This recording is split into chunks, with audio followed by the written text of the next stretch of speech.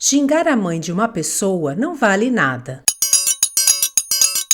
Olá, sejam muito bem-vindos ao canal Liberaudiolivro. Eu sou a Giovana e hoje vou ler o capítulo 10, O Soldado Amarelo, do clássico da literatura brasileira Vidas Secas, de Graciliano Ramos. Se quiser informações sobre o autor, clique no card que aparece no canto direito superior ou no link na descrição do vídeo. Dê um like se você gosta deste canal, comente, compartilhe e se inscreva. Se quiser contribuir, veja como na descrição do vídeo. Obrigada! Vamos à leitura. Fabiano meteu-se na vereda que ia desembocar na lagoa seca, torrada, coberta de catingueiras e capões de mato. Ia pesado, o aió cheio a tiracolo, muitos látigos e chocalhos pendurados num braço. O facão batia nos tocos. Espiava o chão como de costume, decifrando rastos. Conheceu os da égua russa e da cria, marcas de cascos grandes e pequenos. A égua russa, com certeza. Deixara pelos brancos num tronco de angico. Urinara na areia e o mijo desmanchara as pegadas, o que não aconteceria se tratasse de um cavalo. Fabiano ia desprecatado, observando esses sinais e outros que se cruzavam, de viventes menores. Corcunda parecia farejar o solo, e a caatinga deserta animava-se. Os bichos que ali tinham passado voltavam, apareciam-lhe diante dos olhos miúdos. Seguiu a direção que a égua havia tomado. Andara cerca de 100 braças quando o cabresto de cabelo que trazia no ombro se enganchou num pé de quipá. Desembaraçou o cabresto, puxou o facão, pôs-se a cortar as quipás e as palmatórias que interrompiam a passagem. Tinha feito um estrago feio. A terra se cobria de palmas espinhosas.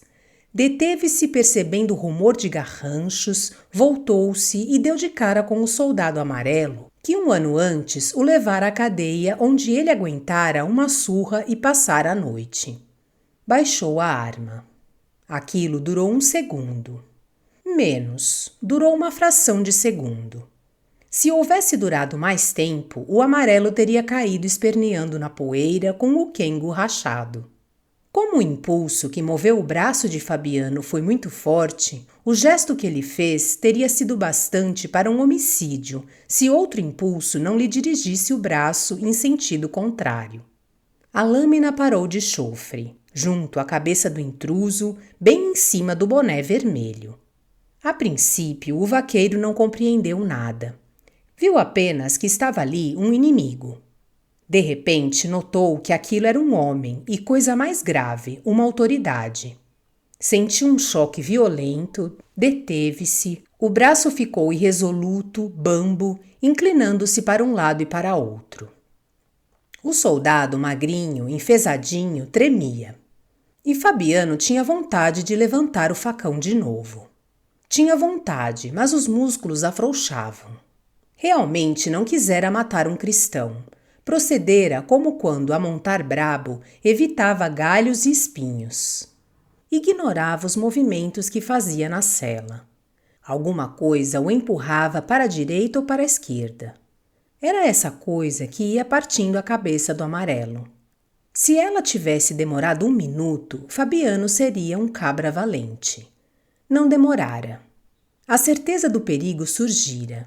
E ele estava indeciso, de olho arregalado, respirando com dificuldade, um espanto verdadeiro no rosto barbudo coberto de suor, o cabo do facão mal seguro entre os 2 dedos úmidos.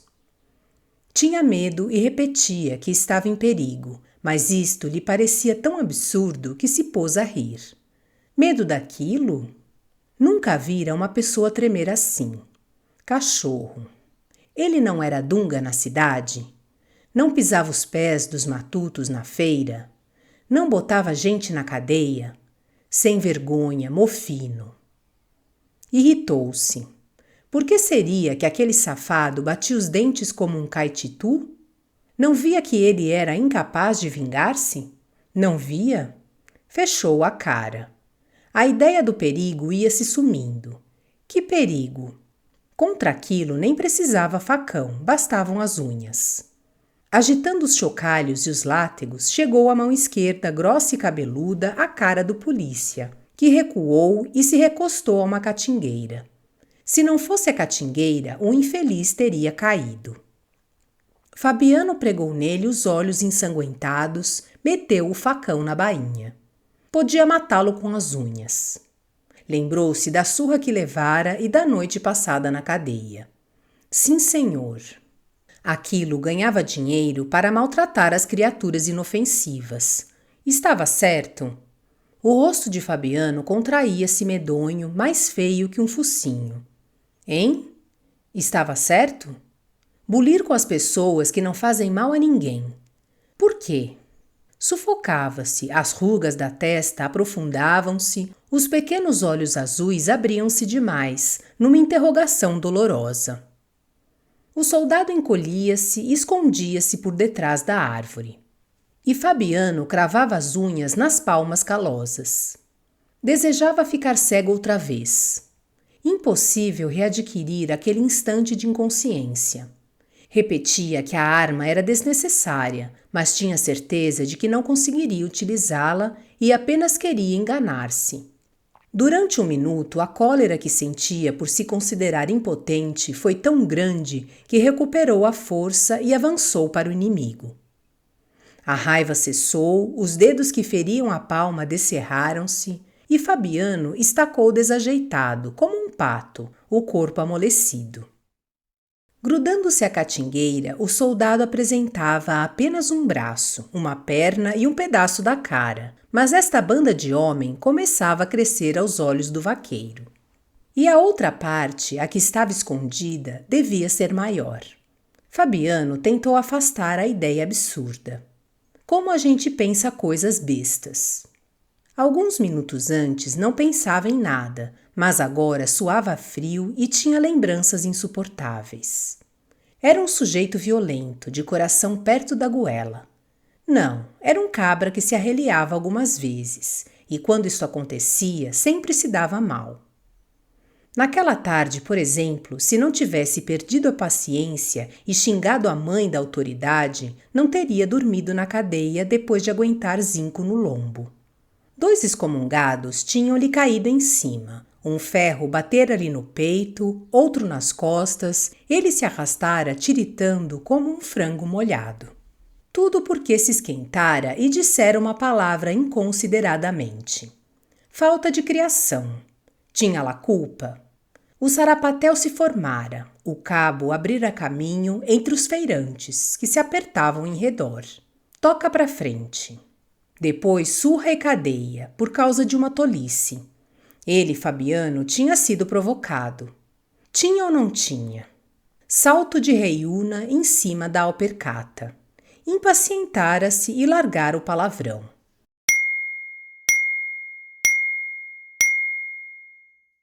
Natural, xingar a mãe de uma pessoa não vale nada, porque todo mundo vê logo que a gente não tem a intenção de maltratar ninguém. Um ditério sem importância. O amarelo devia saber disso. Não sabia. Saíra-se com 4 pedras na mão, apitara, e Fabiano comera da banda podre. Desafasta. Deu um passo para a catingueira. Se ele gritasse agora desafasta, que faria o polícia? Não se afastaria, ficaria colado ao pé de pau. Uma lazeira, a gente podia xingar a mãe dele. Mas então, Fabiano estirava o beiço e rosnava. Aquela coisa arriada e achacada metia as pessoas na cadeia, dava-lhe surra. Não entendia. Se fosse uma criatura de saúde e muque, estava certo. Enfim, apanhar do governo não é desfeita, e Fabiano até sentiria orgulho ao recordar-se da aventura. Mas aquilo soltou uns grunhidos. Por que motivo o governo aproveitava gente assim? Só se ele tinha receio de empregar tipos direitos. Aquela cambada só servia para morder as pessoas inofensivas. Ele, Fabiano, seria tão ruim se andasse fardado? Iria pisar os pés dos trabalhadores e dar pancada neles? Não iria. Aproximou-se lento, fez uma volta, achou-se em frente do polícia, que embasbacou, apoiado ao tronco, a pistola e o punhal inúteis. Esperou que ele se mexesse. Era uma lazeira, certamente, mas vestia farda e não ia ficar assim, os olhos arregalados, os beiços brancos, os dentes chocalhando como bilros. Ia bater o pé, gritar, levantar a espinha, plantar-lhe o salto da reiúna em cima da alpercata. Desejava que ele fizesse isso. A ideia de ter sido insultado, preso, moído por uma criatura mofina era insuportável. Mirava-se naquela covardia, via-se mais lastimoso e miserável que o outro. Baixou a cabeça, coçou os pelos ruivos do queixo. Se o soldado não puxasse o facão, não gritasse, ele e Fabiano seriam um vivente muito desgraçado. Devia sujeitar-se àquela tremura, àquela amarelidão? Era um bicho resistente, calejado. Tinha nervo, queria brigar. Metera-se em espalhafatos e saíra de crista levantada. Recordou-se de lutas antigas em danças com fêmea e cachaça. Uma vez, de lambedeira em punho, espalhara a negrada. Aí sim a Vitória começara a gostar dele. Sempre fora reimoso. Iria esfriando com a idade? Quantos anos teria? Ignorava, mas certamente envelhecia e fraquejava. Se possuísse espelhos, veria rugas e cabelos brancos.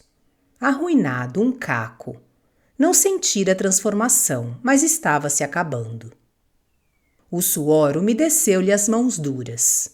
Então, suando com medo de uma peste que se escondia tremendo? Não era uma infelicidade grande, a maior das infelicidades? Provavelmente não se esquentaria nunca mais. Passaria o resto da vida assim mole e ronceiro. Como a gente muda. Estava mudado. Outro indivíduo, muito diferente do Fabiano, que levantava poeira nas salas de dança. Um Fabiano bom para aguentar facão no lombo e dormir na cadeia. Virou a cara e enxergou o facão de rasto. Aquilo nem era facão, não servia para nada. Ora, não servia. Quem disse que não servia? Era um facão verdadeiro, sim senhor. Movera-se como um raio cortando palmas de quipá. E estivera a pique de rachar o quengo de um sem-vergonha. Agora dormia na bainha rota, era um troço inútil, mas tinha sido uma arma. Se aquela coisa tivesse durado mais um segundo, o polícia estaria morto. Imaginou-o assim caído, as pernas abertas, os bugalhos apavorados, um fio de sangue empastando-lhe os cabelos, formando um riacho entre os seixos da vereda. Muito bem. Ia arrastá-lo para dentro da caatinga e entregá-lo aos urubus. E não sentiria remorso. Dormiria com a mulher sossegado na cama de varas. Depois gritaria aos meninos que precisavam criação. Era um homem, evidentemente. Aprumou-se e fixou os olhos nos olhos do polícia que se desviaram. Um homem. Besteira pensar que ia ficar murcho o resto da vida. Estava acabado? Não estava. Mas para que suprimir aquele doente que bambeava e só queria ir para baixo? Inutilizar-se por causa de uma fraqueza fardada que vadiava na feira e insultava os pobres? Não se inutilizava, não valia a pena inutilizar-se. Guardava sua força. Vacilou e roçou a testa. Havia muitos bichinhos assim ruins. Havia um horror de bichinhos assim fracos e ruins. Afastou-se inquieto. Vendo-o acanalhado e ordeiro, o soldado ganhou coragem, avançou, pisou firme, perguntou o caminho. E Fabiano tirou o chapéu de couro. Governo é governo. Tirou o chapéu de couro, curvou-se e ensinou o caminho ao soldado amarelo. Desejo que tenham gostado desta parte do clássico Vidas Secas de Graciliano Ramos. Obrigada por sua companhia e até a próxima.